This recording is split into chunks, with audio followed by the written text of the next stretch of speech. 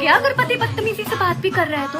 अरे कम से कम मारता पीटता तो नहीं है ना, तो मारता पीटता ही तो है। अरे कम से कम 36 जगह जाकर मुंह तो नहीं मार रहा ना बाहर जाकर। मारने पीटने से क्या होता है, वो भी जब दारू पी लेता है तब। डेली थोड़ी मारता है नहीं तो क्या हो गया अगर 36 जगह मुंह मार भी रहा है तो तेरा ही रहेगा, तो तेरा ही नाम तो तेरा ही रहेगा कि तेरा ही पति है। मुंह मारने दे बात। अरे खुदा का शुक्र कर कि ब्याह करने ले आया किसी को तेरे घर पे, तो क्या हो गया अगर दूसरी शादी कर भी ली। अरे रहना तीनों अच्छे से, दोनों बहनों की तरह रहना, एकदम पति खुश रहेगा। ये मर्द लोग नहाए ना नहाए एक बराबर होते हैं, समझी? कोई बात नहीं। ओए होए जान से मार दिया। नहीं अम्मा शुक्र करो कि जहर देकर मारा है, नहीं तो आजकल तो जमाना इतना खराब है कि एक एक बोटी काट कर पता भी नहीं चलता लड़की कहाँ गई। अरे कम से कम माँ बाप लाश तो देख लेंगे, इतना जमाना खराब है कि लाश भी देखने को नसीब नहीं होती माँ बाप को। ये तो फिर भी सही है कि जहर देकर मारा, कोई बात नहीं।